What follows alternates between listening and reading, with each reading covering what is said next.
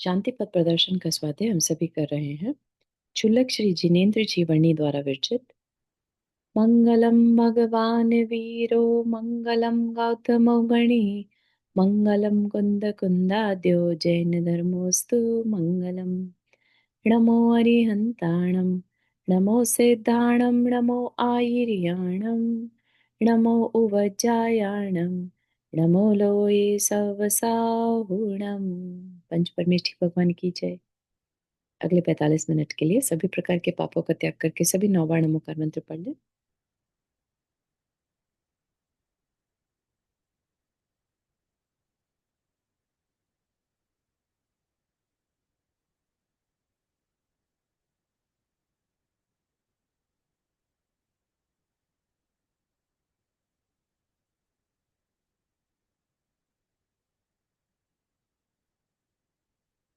हम्म, तो हमने यहाँ पर जो अभी तक पढ़ रहे थे, समझ रहे थे, दर्शन खंड था।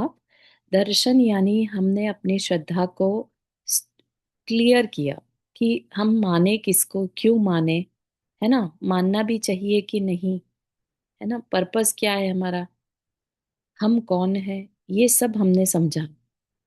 अब अगर हमने ये समझ लिया कि हम कौन हैं, तो अब हमें करना क्या है। ठीक है ना। एक तो होता है कि हमने समझ लिया लेकिन हमने कुछ किया नहीं, तो भी हमें उसका बेनिफिट नहीं मिलेगा। ठीक है ना। तो यहाँ पर सब क्रिया संबंधी जानकारी दी जाएगी, साधना खंड इसे कहते हैं। ठीक है। तो अब कह रहे हैं कि महाविघ्न प्रॉब्लम कहाँ आती है। यह तो है केवल दर्शन सिद्धांत, तत्व परिचय, स्वभाव निर्धारण। हमने अपने को जान लिया, अपने स्वभाव को जान लिया, हम रियलिटी में कौन है, क्या है। ठीक। यह तो है केवल लक्ष्य या गंतव्य, ज्ञात न कि प्राप्त। जान तो लिया लेकिन अभी पाया नहीं। किसी वस्तु को जानने मात्र से अथवा कहने मात्र से प्राप्त नहीं हो जाती, बहुत कुछ करना पड़ता है उसकी प्राप्ति के लिए।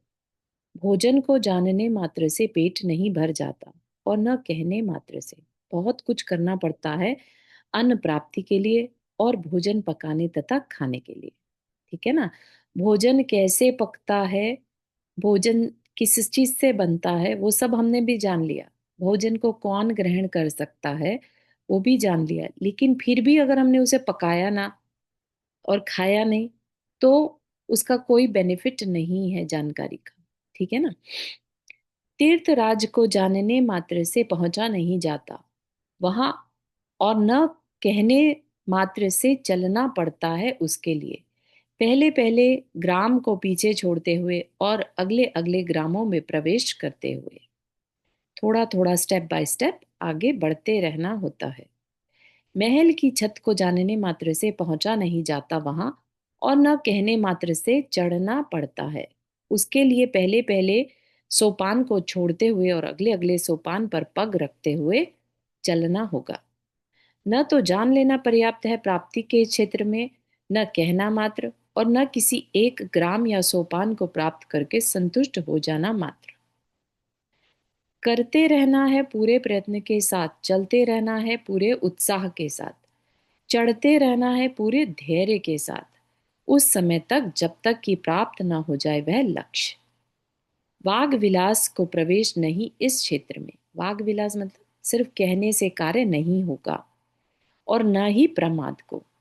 जान लिया कर लेंगे ऐसा कहने से भी कभी हम अपने गंतव्य, हमारा गंतव्य क्या है, कोई बता सकता है, कोई हमारा गंतव्य क्या है यहाँ पर, हम क्या डिस्कस किया।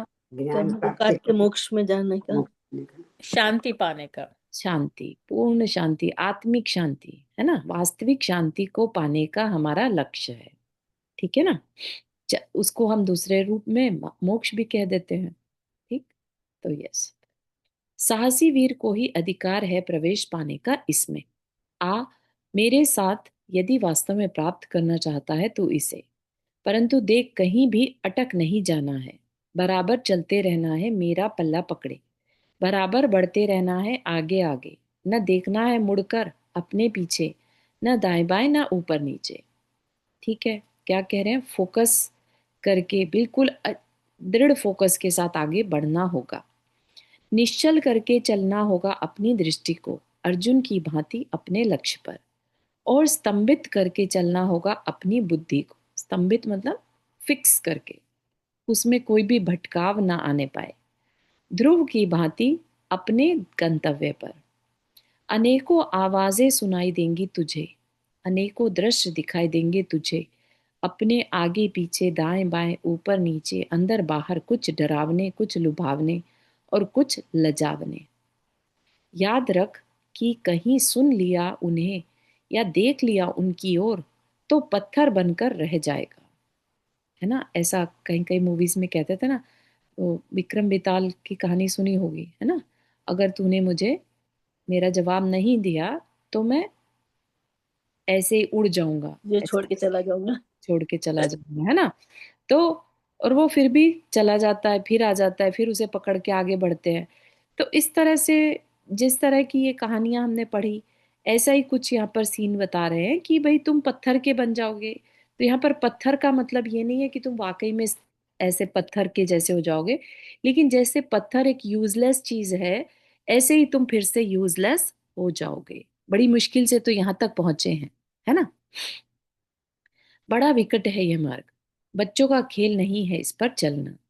भले ही आगे चलकर निर्बाध हो जाए यह, निष्कंटक हो जाए यह, सुखद हो जाए यह, परंतु प्रारंभ में अनेकों बाधाएं तथा विघ्न पड़े हुए हैं इसमें। अनंतों कंटक बिछे हुए हैं इसमें, अति दुखद है यह। अनंतों माया जालिए तथा स्वांगिए बैठे हैं इसमें।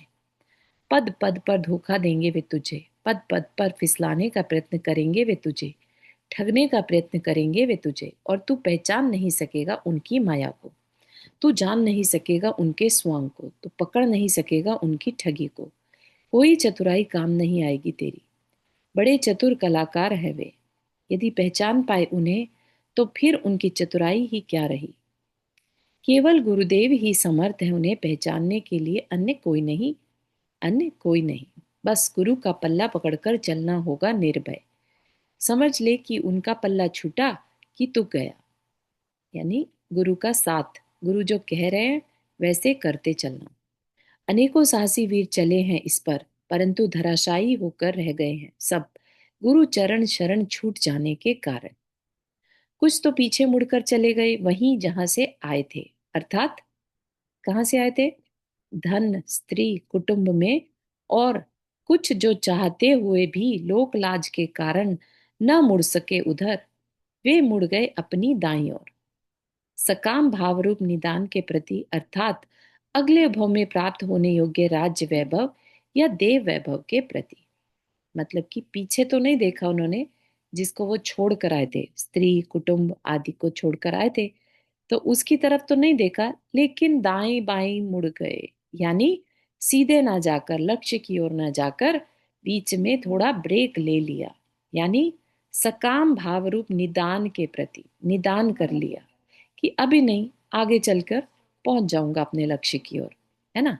ऐसा शास्त्र आज्ञा के भय से जो साहस न कर सके इस दिशा में मुड़ने का, वे मुड़ गए अपनी बाईं ओर, जिधर बिछे हुए हैं ऐषणा के विविध जाल। कुछ पुत्रेषणा के, कुछ वित्तेषणा के, कुछ लोकेषणा के, कुछ ख्याति प्रसिद्धि के, कुछ सुविधा प्राप्ति के, और कुछ स्वार्थ पोषण के। ठीक है, लेफ्ट साइड क्या, जो पीछे तो नहीं गए, आगे तो बढ़ रहे हैं, लेकिन किस भावना से, कि कुछ मिल जाए। ठीक है ना, धर्म का मार्ग पे बढ़ तो रहे हैं, लेकिन ऐषणा मतलब इच्छा, इच्छा के जाल में। ठीक है, तो बहुत सूक्ष्म रहते हैं, आगे तो बढ़ रहे हैं लेकिन स्वार्थ पोषण के साथ। यही है वह राक्षसी पूतना जो प्राण खींचती रहती है सबके, अपने स्तनों का मीठा परंतु विषैला दूध पिला पिलाकर। लोक दिखावे का दंभ आचरण ही है इसका प्रधान शस्त्र। बड़े बड़े ज्ञानी तथा विरागी फंसते हुए देखे गए हैं इसके जाल में। एक बार फंसकर छूटना असंभव है। मधुर स्वरों में गा गा कर तथा नाच नाच कर भगवान की पूजा करता है वह। बड़ी भक्ति से तिष्ठो तिष्ठो कहकर गुरु को आहार दान देता है वह, परंतु यह सब या तो लोक रंजना के लिए और या देवगति में अथवा भोग भूमि में जाने के लिए। बड़े बड़े शास्त्र पढ़ाता है वह, बड़ी बड़ी ऊंची चर्चाएं करता है वह, दूसरों को बड़े बड़े ऊंचे उपदेश देता है वह, परंतु या तो लोक रंजना के लिए, या अपना पांडित्य प्रकट करने के लिए, या पाव पुजवाने के लिए। ठीक है, समझ आ रही है कि हम धर्म के कार्य भी करते हैं तो किसी ना किसी कारण से, उसमें वास्तविक अ, हमारी क्लैरिटी नहीं रहती। बड़े बड़े त्याग तथा तप करता है वह, बड़े बड़े व्रत उपवास धारण करता है वह, परंतु या तो मात्र लोक दिखावे के लिए, या बड़ा त्यागी तपस्वी है इत्यादि प्रशंसाएं सुनने के लिए, या महंत बनकर पांव पुजवाने के लिए। खूब देख देख कर खाता है वह, गिन गिन कर पृथ्वी पर पांव रखता है वह, परंतु केवल दिखाने के लिए। कहने का मतलब क्या है कि हमारे अंदर कितनी मायाचारी आ सकती है, वो एक पर्सन खुद ही जान सकता है अंदर से। ठीक है ना। हाँ नंदा जी, आपने हाथ रेस किया। हाँ, थोड़ा सा इसको और क्लियर करवाना मतलब क्लैरिटी चाहते हैं कि जैसे आपने अभी ऊपर कहा कि लोग पूरी तरह तो हम नहीं चल पाते और उसके मार्ग पर जहाँ पे गुरु चल रहे हैं, हम्म, हम दाईं ओर मुड़ जाते हैं। हम्म, तो मतलब ये जो सब हम क्रिया कर रहे हैं, व्रत कर रहे हैं या मतलब गुरुओं को आहार दे रहे हैं, हम्म, तो इस इन क्रियाओं में हम पापों से बच रहे हैं ना। हाँ, तो पापों से बचना है मतलब तो। हमारी पहुंच नहीं है कि हम वहां तक पहुंच जाए, या हमारी सामर्थ्य नहीं है कि हम उतना कर पाए। हम्म, तो इतना करके भी हम मतलब मतलब हमें मालूम है मोक्ष नहीं मिल रहा, हाँ, लेकिन जो अभी पंचम काल छठा काल है तो इसमें हम ना फंसे रहे। हम्म, हम्म, तो थोड़ा मतलब अगर हाँ देव हाँ, योनि या उसमें जाते तो बिल्कुल इसमें ठीक इतना है। बुरा देखो, क्या है? हाँ हाँ हाँ, जो आपने कहा ना, वो तो स्टिल जो है स्ट्रेट जाने वाला रास्ता है। ठीक है, हम पापों से बचते रहें, अगर ये हमारा गोल है फिलहाल, तो हम सीधा ही जा रहे हैं। ठीक है। अगर हमारा गोल ही चेंज हो जाए, गोल में क्या आ गया कि मुझे थोड़ा सा ये मिल जाए, बस ये पूरा हो जाए मेरा, ये काम हो जाए, देव बन जाऊं मैं, तब जाके कह उस उनकी बात की जा रही है यहाँ पर। समझ रहे हैं आप, जो धर्म को मायाचारी में ले रहे हैं। धर्म कहने को मैं मोक्ष के लिए कर रहा हूं, मैं मोक्ष के लिए कर रहा हूं, लेकिन अंदर में क्या है, मुझे तो प्रसिद्धि चाहिए।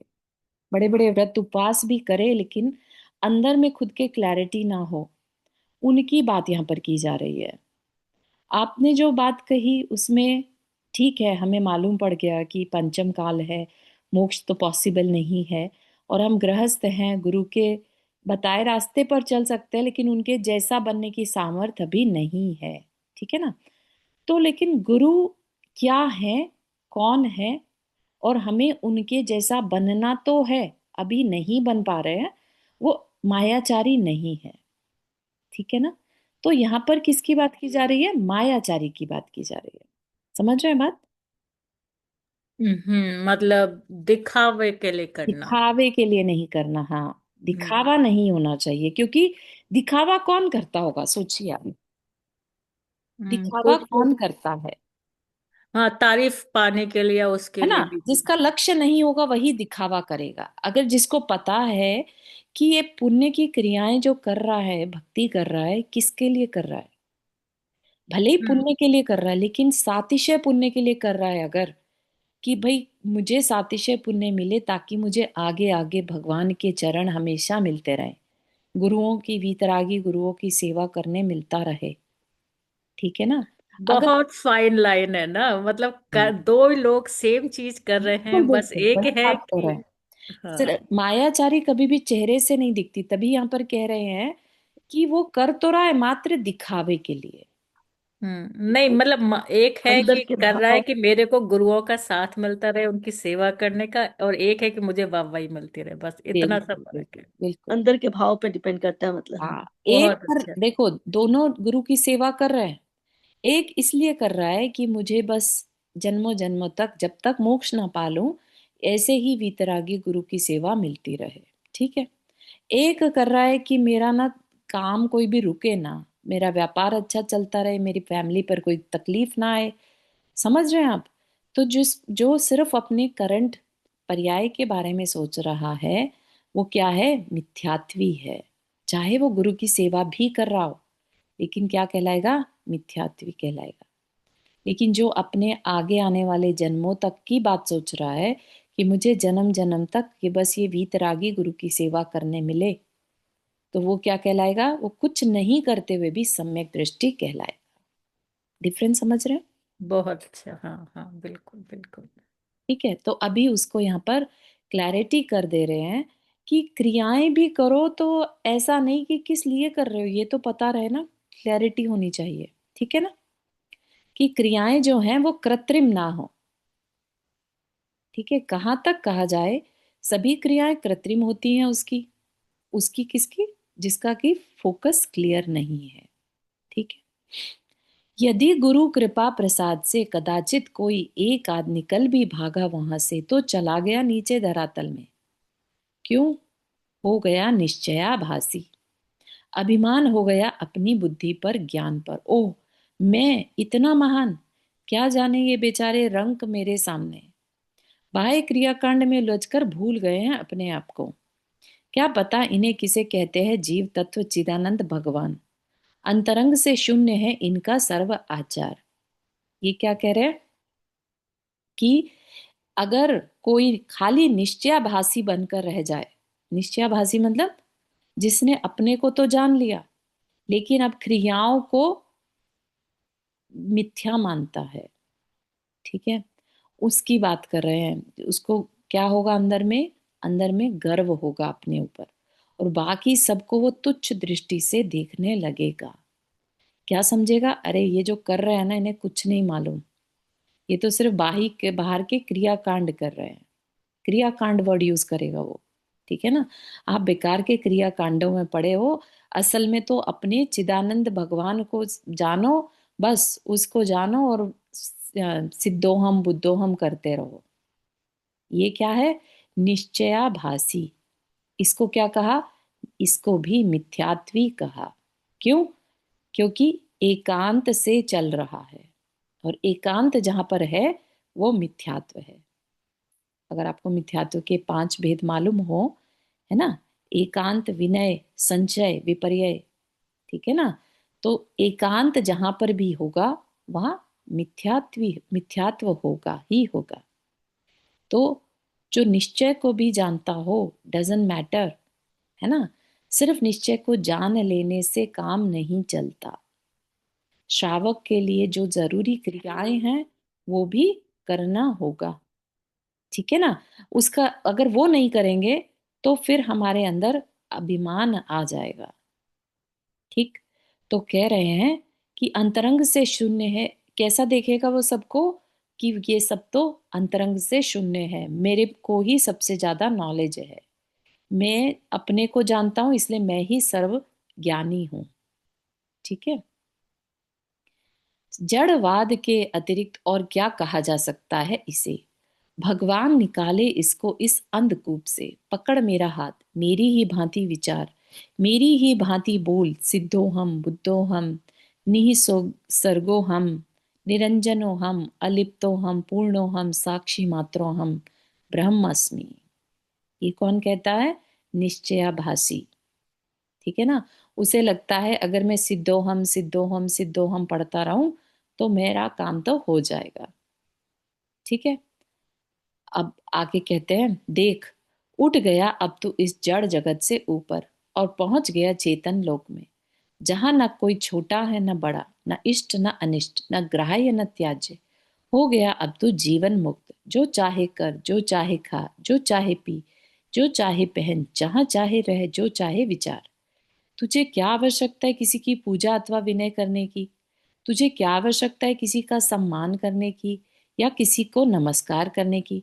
तुझे क्या आवश्यकता है अब शास्त्र आदि पढ़ने की या किसी का उपदेश सुनने की अथवा सत्संगति करने की? तुझे क्या आवश्यकता है संयम, तप, व्रत, उपवास के कष्ट उठाने की? काय शोषण के अतिरिक्त और रखा ही क्या है इसमें? ये कौन कहता है? निश्चयाभासी। है ना, वो किसी भी तरह की प्रक्रिया, प्रोसेस को गलत बोलते हैं। ठीक है ना, कि क्या जरूरत है अपने आप को कष्ट देने की? क्या क्या रखा है उपवास करके, भूखा रहकर, है ना? ऐसा काय शोषण के अतिरिक्त तो रखा ही क्या इसमें? तुझे क्या आवश्यकता है किसी पर दया करने की, अथवा किसी को दान देने की, अथवा ध्यान आदि करने की? पूर्ण जो है तू, भगवान जाने कैसे पूर्ण है वे कहने वाले, और कैसे पूर्ण है वे सुनने वाले। अपनी इस महानता के गर्व में भूल गए हैं वे यह भी कि अभिमान का सर सदा नीचा होता है। जितना महान समझते हैं वे अपने आप को, उतने ही तुच्छ है वे। यहां से भी यदि जिस किस प्रकार छुटकारा मिला, तो चले जाते हैं ऊपर। ऊपर कहाँ? घर बार छोड़कर रहने लगे शमशान में, जन संसर्ग से दूर, बिल्कुल अकेले। ये क्या बात बता रहे हैं सारी? कि जिसको बात समझ में आने के बाद भी क्रियाओं में अभी क्लैरिटी नहीं हुई, उनकी बात कर रहा है। ठीक है? अब कैसे, क्या किया? घर बार छोड़ के शमशान में रहने लगे, तो लोग दुनिया से दूर, सोसाइटी से दूर। सुखा डाला शरीर महीनों महीनों के उपवास करके, जला डाला इसे धूप में सिक सिक कर अथवा शीत में खड़ा रहकर। क्या मिलना है इस प्रकार की बाल क्रियाओं से अथवा बाल तप से? बाल तप का नाम सुना होगा। बाल तप मतलब जिसने अपने को न जाना, बस काय कलेश को ही सब कुछ मानने लगा। ठीक है? यहां पर भी यदि कदाचित छूट पाया तो अटक गया व्यवहाराभास में। व्यवहार मतलब क्रियाएं। ठीक है ना?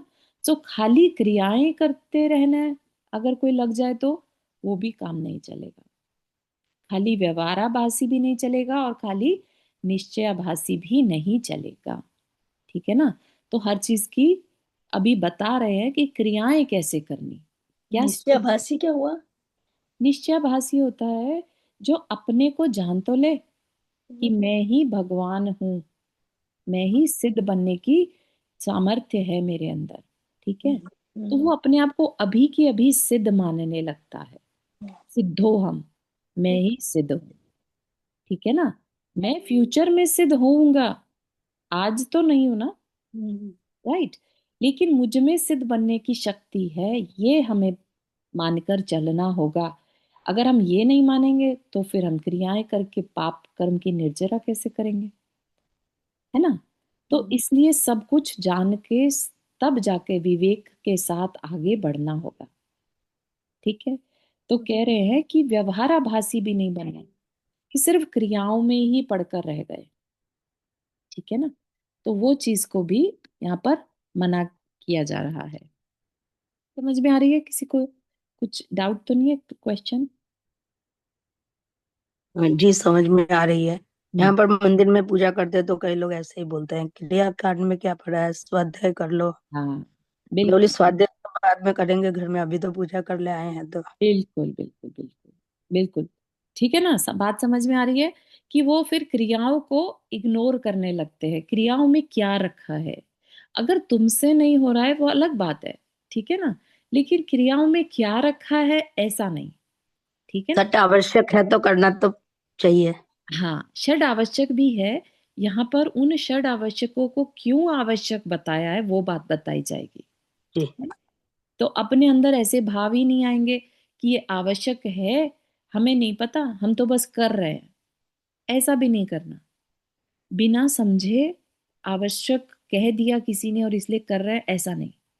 वो क्यों आवश्यक है वो समझकर करना। ठीक है? तो कह रहे हैं कि व्यवहाराभासी भी नहीं बनना। सब कुछ करता है वह, और नेक नियत से करता है वह। न रखता है आगामी सुखों की आकांक्षा, न वर्तमान भव में लोकेशना, न लोक दिखावा। करता है केवल आत्म कल्याण के लिए सब कुछ, परंतु तात्विक विवेक से विहीन वह सब होता है पुण्य, न कि धर्म। समझता रहता है वह यह कि मैं कर रहा हूं धर्म, परंतु समता लोक में प्रवेश न पाने के कारण वह रहता है उससे कोसों दूर। समझता रहता है वह उसे व्यवहार धर्म, परंतु वास्तव में होता है वह व्यवहाराभास, न कि धर्म। बात समझ में आ रही है कि धर्म की क्रियाएं करना भी, है ना, बिना इस समझे कि मेरा वास्तविक गोल, मेरे में कुछ बेटर हो रहा है कि नहीं, बस रट्टे लगा लिए हैं हमने क्रियाओं के, और हर दिन आकर मंदिर के तो दर्शन करने हैं, 6 आवश्यक बताए हैं, मैं इसलिए कर रहा हूँ। इस तरह से धर्म नहीं अचीव होगा, क्योंकि क्या होगा, 6 आवश्यक कर लिए, अब घर जाकर फिर से गुस्सा कर रहे हैं, फिर से चिड़चिड़ कर रहे हैं, है ना। बात ही नहीं समझ रहे हैं, अपने आप को समझने की कोशिश ही नहीं कर रहे हैं। ठीक है ना। तो ये क्या होगा, ये सिर्फ व्यवहाराभासी होगा, धर्म नहीं। तात्पर्य यह है कि यह सब कुछ है असत, कोरा प्रपंच, बिल्कुल निहिसार, बिल्कुल निष्प्राण। शांति तथा समता की सरस प्रतीति तो है कहीं और, इन सबसे अतीत, केवल तेरे आगे वाली दिशा में, जिस ओर लक्ष्य करके कि चलना प्रारंभ किया था तूने, और जिसे अब भूल चुका है तू, इन दिशाओं तथा विदिशाओं में भटक कर। जैसा बीज वैसा ही फल, असत्य का फल असत्य और सत्य का फल सत्य। आप स्वयं सोच सकते हैं कि क्या फल मिल सकता है इस प्रकार के धर्म कर्म से, विवेक शून्य कोरे व्यवहाराभास से, अथवा साधना विहीन कोरे निश्चयाभासी वाग विलास से। निश्चयाभासी जो होते हैं वो स्वाध्याय करने और सिर्फ प्रवचन करने में विश्वास रखते हैं, साधना विहीन रहते हैं। उनकी दृष्टि में जो है 6 आवश्यक की कोई वैल्यू नहीं है। ठीक है ना। तो अब यहां से ये बात समझ में आती है कि जैन में बहुत सारे सेक्ट बन चुके हैं। ठीक है ना। तो हर सेक्ट ने किसी ना किसी चीज को इंपॉर्टेंस दे दी। ठीक है। किसी ने सिर्फ गुरु को इंपॉर्टेंस दे दी, या किसी ने स्वाध्याय को इंपॉर्टेंस दे दी। तो अब हमें क्या करना होगा, हमें विवेक लगाकर, ठीक है ना, पूरी बात को समझना होगा, और दूसरे में क्या कमी है उसकी कमी को हाईलाइट नहीं करना। ठीक है ना। अभी अगर वो समझने की सिचुएशन में नहीं है तो उसको समझाना भी नहीं, लेकिन अपने को, अपने से उसको नीचा भी नहीं दिखाना। ठीक है ना। तो अभी क्या करना, तटस्थ हो जाना, बहुत ज्यादा उसके चक्कर में नहीं पड़ना, जो वो कर रहा है उसे करने दो, अपन अपनी प्रैक्टिस करें। हम कितना समता में रह पा रहे हैं, हमें लग रहा है हम तो बहुत अच्छा कर रहे हैं, लेकिन हमें उसे देखकर बहुत ही इरिटेशन हो रही है। तो सोचिए, मान के चलिएगा कि हमारा भी कोई धर्म नहीं हो रहा है ना। अगर हमने धर्म को वास्तविक समझा होगा तो हमें उस पर करुणा आएगी। ठीक है ना। कि भाई उसको भी सद्बुद्धि मिले और वो भी सही रास्ता या सही चॉइस कर सके। ठीक है। शत्रु हैं यह सब तेरे, तेरे तुझे भ्रांतियों में अटकाने वाले, तुझे अंधकूप में धकेल देने वाले, तुझे तमोलोक में ले जाने वाले। सावधान रह इनसे तथा इनकी मायावी वकालत से, इनके प्रलोभनों से, और आ गुरु शरण में अथवा अनुभवी जनों की संगति में। देख कितने प्यार से बुला रहे हैं तुझे, पकड़ इनका हाथ और चल अपने आगे की दिशा में, उसी लक्ष्य बिंदु की ओर। एक क्षण को भी मत भूल कि शांति प्राप्ति के अतिरिक्त अन्य कुछ भी नहीं है तेरा लक्ष्य। समता रसपान के अतिरिक्त अन्य कुछ भी नहीं है तेरा प्राप्तव्य। ठीक है। अगर किसी का गोल शांति प्राप्ति होगा, वही है, वही पर्सन जो है अननेसेसरी के थॉट से भी बचेगा, अननेसेसरी की केओस से भी बचेगा, अननेसेसरी के आर्ग्यूमेंट से बचेगा। ठीक है ना। और इजीली लेट गो कर देगा। पास्ट में उसने किसी ने उसके साथ क्या बिहेवियर किया, उसको उससे मैटर नहीं करता, क्योंकि जितना मैटर करेगा उसकी शांति जाएगी। ठीक है ना। तो इसलिए आप समझ रहे हैं कितनी बड़ी प्रैक्टिस जैन दर्शन सिखाता है। ठीक है ना। गलती हम कर लेते हैं और बदनाम हो जाता है दर्शन। ठीक है ना। हम क्या करते हैं, हम क्रियाओं में फंस के रह जाते हैं और दूसरे को नीचा दिखाने लगते हैं, आपस में लड़ने झगड़ने लगते हैं। तो उससे किसकी अप्रभावना होती है, धर्म की। अरे क्या रखा है ऐसे धर्म से, कहने को अहिंसा, लेकिन देखो एक दूसरे को नीचा दिखा रहे हैं, हर्ट कर रहे हैं, है ना। तो उससे भी हमारा कोई, ना तो हमारा कोई फायदा है, और आगे आने वाली जनरेशन भी जो है वो देखती है कि अरे क्या ही रखा है ऐसे धर्म करने से, जहाँ पेरेंट्स या जो बड़े लोग हैं उनमें कहीं शांति का नामो निशानी नहीं है, जब देखो तब गुस्सा ही करते रहते हैं। हमें नहीं करना ऐसा धर्म, है ना।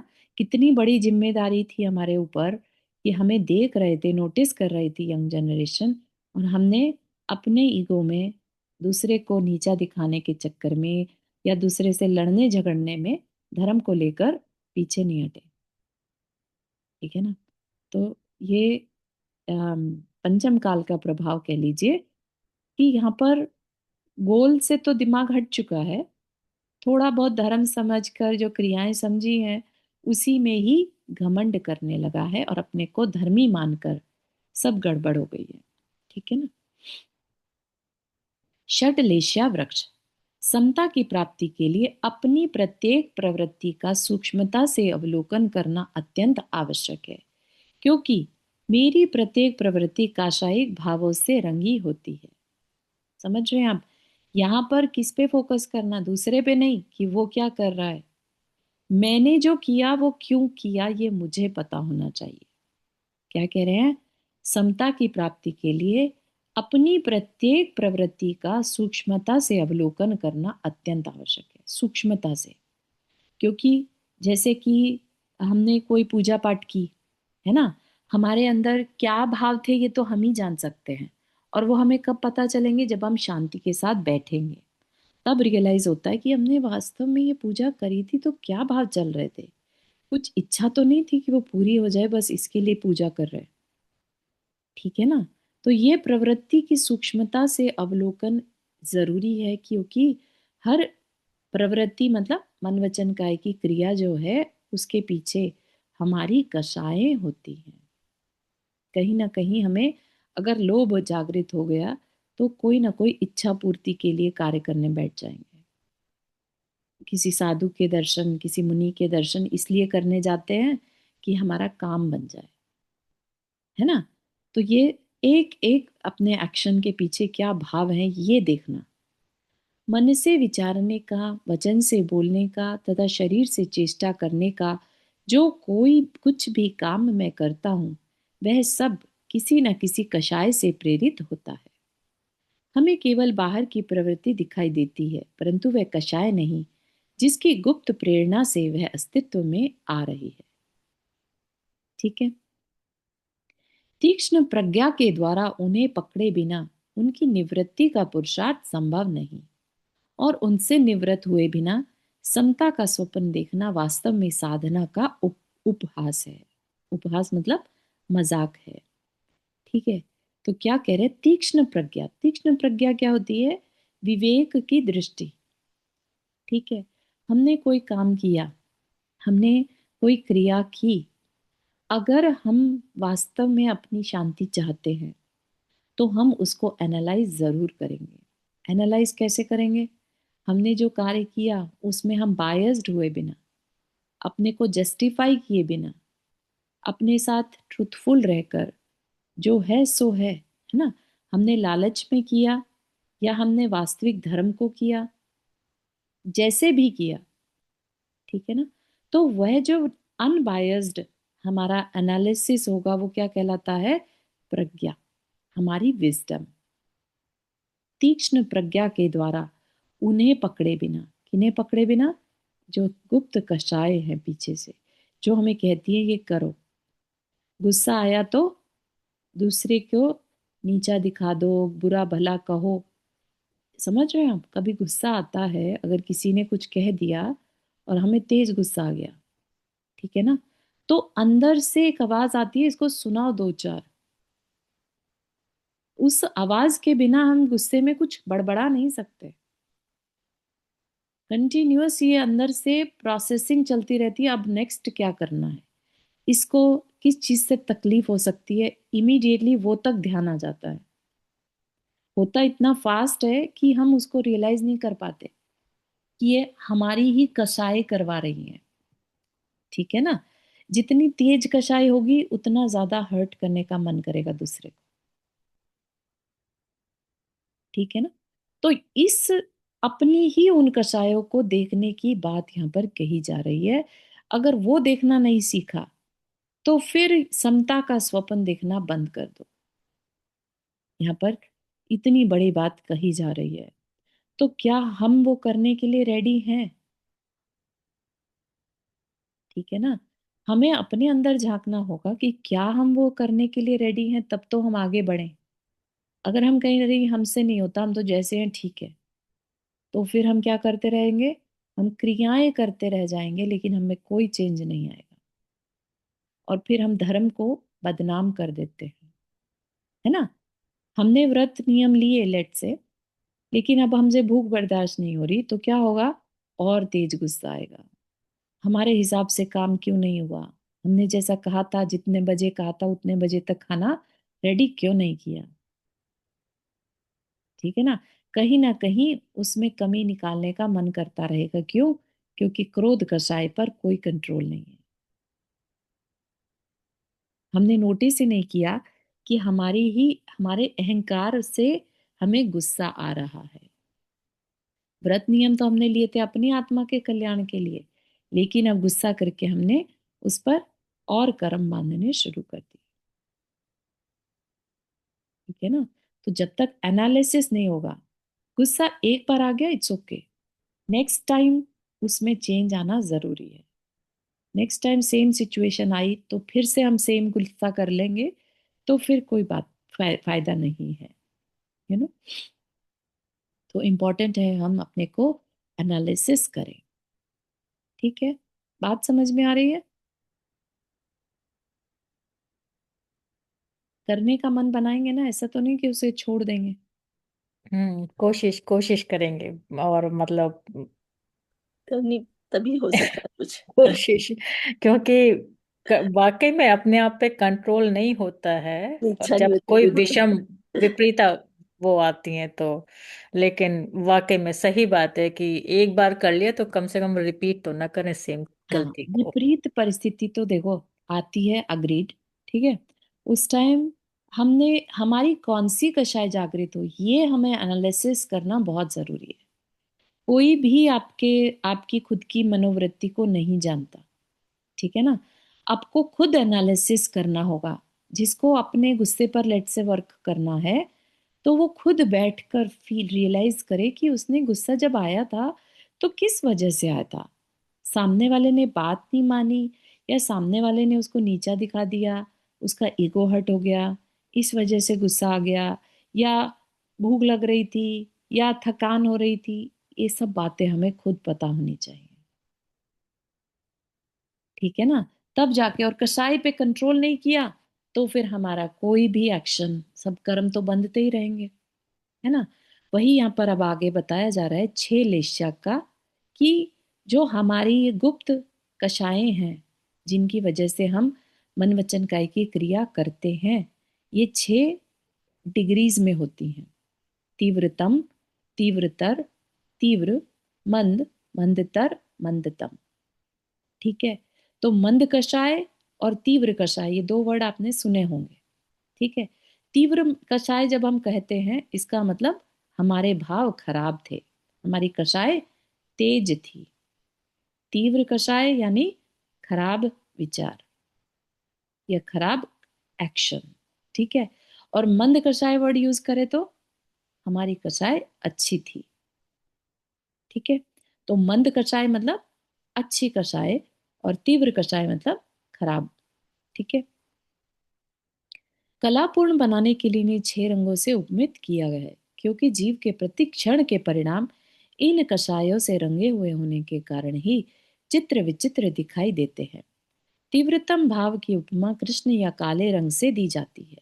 तीव्रतम भाव, जो बहुत खराब कषाय होगी, उसको क्या रंग दे दिया? काला रंग। तीव्रतर की नीले रंग से। तीव्र भाव की उपमा कापोत से या कबूतर जैसे सलेटी रंग से दी जाती है। नंदा जी, आपने हाथ रेस किया। हाँ, आपने यहाँ का जो तीव्रतम और तीव्रतर होती है वो बुरी कषाय होती है, मंद और मंदतर जो होती है वो अच्छी कषाय होती हम्म, है। तो कभी कभी होता है किसी बच्चे को देख के आपको बहुत प्यार आ रहा है, कि हम्म, मन कर रहा है, या एक मूर्ति आपने देखी, भगवान की मूर्ति, आपको बहुत बहुत श्रद्धा और कह लो, या हम्म, ऐसा भाव आ रहा है कि हम इनको बस सर पे उठा लें, और जैसे बचपन की वो भगवान की मूर्ति है, हम्म। तो वो भी तो तीव्र हो गया, तो वो बुरी हाँ, कैटेगरी में आएगा क्या? हाँ, कषाय के लिए जब यूज करेंगे तो तीव्र कषाय जब बात करी जाए कि तीव्र वर्ड यूज किया है नेगेटिव सेंस में, ठीक है। और मंद तम होगी तब जाके भगवान की मूर्ति उठाने का मन करता है, ठीक है ना। तो कषाय मंद होना मतलब हमारी जो कषाय यहाँ पर यूज किया है मोहनीय कर्म क्रोध मान माया लोभ से, ठीक है। तो जो खराब है हमारा राग द्वेष है वो कम होगा दुनिया के प्रति, तब जाके तो भगवान की मूर्ति अच्छी लगेगी। तो उसको क्या कहते हैं, मंदतम कषाय। इंटेंसिटी भले ही उसकी ज्यादा है, ठीक है, तभी उसको डिग्री के उसमें फॉर्म में क्या कहा, मंदतम कषाय। मंदतम कषाय में भगवान की पूजा पाठ करने का मन करेगा, भगवान का अभिषेक करने का, कि मैं भी कभी उनका अभिषेक कर पाऊं। बात अच्छा समझते अच्छा, समझ गई। मतलब जैसे एक पॉजिटिव सेंस पॉजिटिव और में नेगेटिव तीव्र, हैं, समझ राइट। लीजिए। नेगेटिव। और ये जीरो बीच में है, तीव्र और मंद के बीच में जीरो है। और हाँ, ये मंद मंतर पॉजिटिव है, और ये तीव्र तीव्र तब नेगेटिव कैटेगरी में जा रही है। यस। तो ठीक है। तीव्र वर्ड जहां आ जाएगा, तीव्र कषाय, तो वो नेगेटिव नोशन है। और जहां वर्ड यूज करा मंद कषाय, तो वो तो पॉजिटिव। अच्छी वाली है, चाहे वो हाँ, मतलब। एटलीस्ट नुकसान पहुंचाने वाली नहीं है, ठीक है ना। ठीक है। जब सम्यक दर्शन होगा तो मंद कषाय में ही होगा, ठीक है, ऐसा। इनके कलर्स दे दिए। यद्यपि जीव के शरीर भी इन 6 में से किसी न किसी रंग के होते हैं, परंतु यहाँ शरीर के रंग से प्रयोजन नहीं है, जीव के भावों में उपमागत रंगों से प्रयोजन है ना। ऐसा नहीं कि कोई भगवान अगर नीले रंग के हैं तो उनकी कसाई भी तीव्रतर है, नहीं। शरीर का रंग अलग हो सकता है और कषायों का अलग, ठीक है, इसलिए उनका कोई रिलेशन नहीं है। इस प्रकार कषायों या इच्छाओं के रंग में रंगे हुए चेतन के ये परिणाम या लेचा 6 प्रकार की होती है, कृष्ण, नील, कापोद, पीत, पद्म व शुक्ल। इन्हीं को विशेष स्पष्ट करने के लिए उदाहरण देता हूं। एक बार 6 मित्र मिलकर पिकनिक मनाने गए। ये कहानी सबने सुनी हुई है। सुहावना सुहावना समय, मंद मंद शीतल वायु, आकाश पर नृत्य करने वाली बादलों की छोटी छोटी टोलियां मानो प्रकृति के यौवन का प्रदर्शन कर रही थी। चाहो मित्रों के हृदय भी अरमानों से भरपूर थे। सब ही अपने अपने विचारों में निमग्न चले जाते थे। नदी के मधुर गान ने उनके हृदय में और भी उमंग भर दी। वे भूल गए सब कुछ और खो गए इस सुंदरता में। आहा, कितना सुंदर लगता है, देखो मित्र इस ओर। वाह वाह, काम बन गया, अब खूब आनंद रहेगा, जी भरकर आम खाएंगे। सामने ही मद झरते पीले पीले आमों से लदा एक वृक्ष खड़ा था। एक बार ललचाई सी दृष्टि से देखा और स्वतः ही उनके पांव उस ओर चलने लगे। छहों के हृदय में भिन्न भिन्न विचार थे। वृक्ष के पास पहुंचते ही अपने अपने विचारों के अनुसार सभी शीघ्रता से काम में जुट गए, ठीक है। विचारों के अनुसार काम में जुट गए, यानी का एक्शन कैसे लिया, अपने अपने विचारों के अकॉर्डिंगली। विचार आए तो उसके पीछे की क्या थी, पीछे की लेश्या थी, ठीक है। एक व्यक्ति कहीं से कुल्हाड़ी उठा लाया। कुल्हाड़ी ऐसे ही तो नहीं उठा ली, मन में विचार आया होगा कि मुझे तो इसको काटना है, कुल्हाड़ी चाहिए, तो कुल्हाड़ी ढूंढ के लाया, ठीक है ना।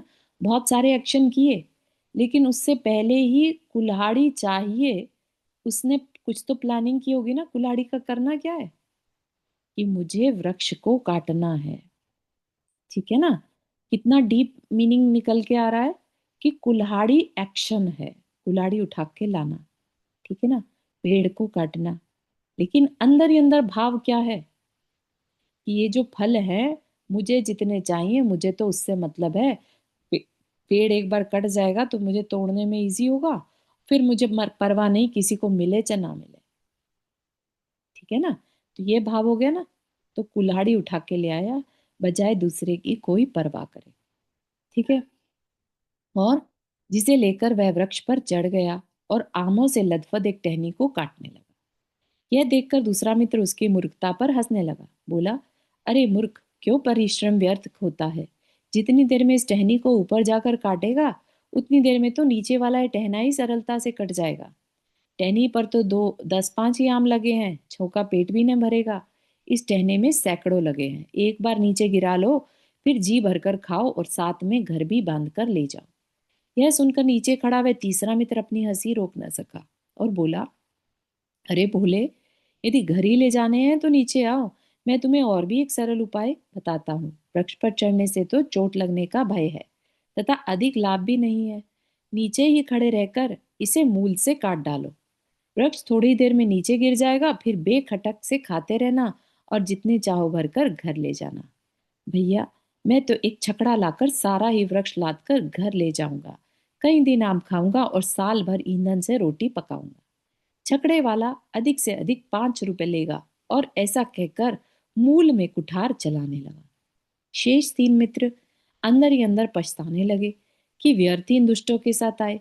जिसका फल खाएंगे उसको ही जड़ से काट डालेंगे। धिक्कार है ऐसी कृतज्ञता को, है ना।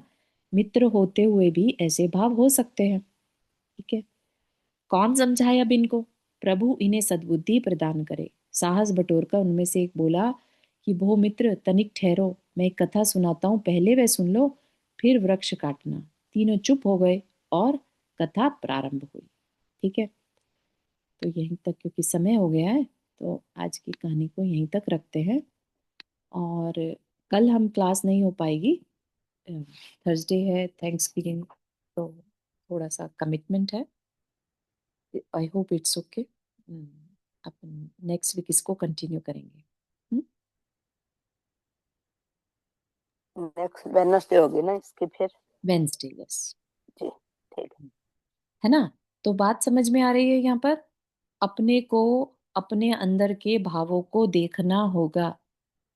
हमारे भाव किस तरह के हैं। जिसने कुठार चलाकर मूल काटने की कोशिश करी, उसको नहीं मालूम वो कहाँ गलत है, क्योंकि उसने कभी सीखा ही नहीं दूसरे के बारे में सोचना।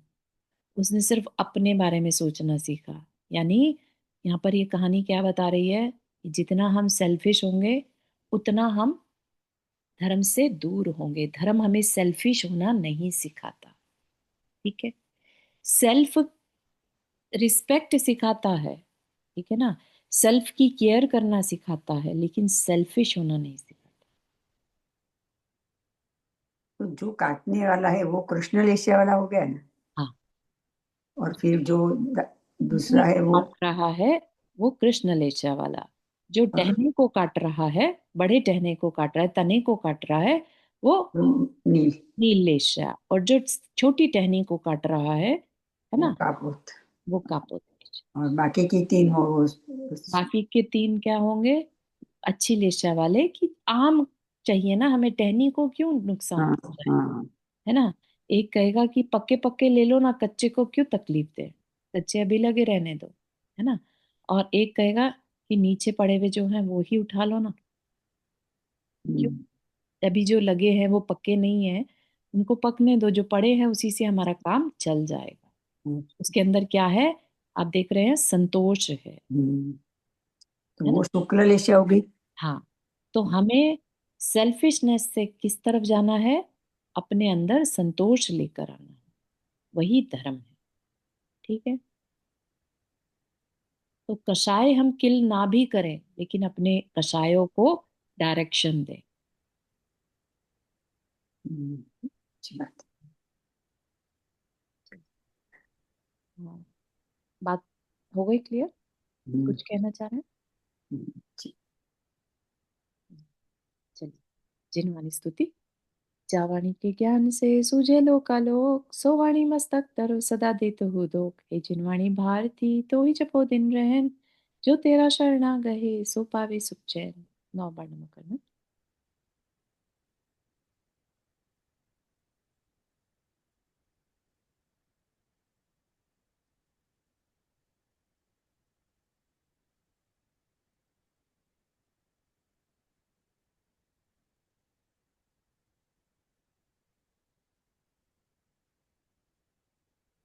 सभी को जय जिनेन्द्र। जय जिनेन्द्र।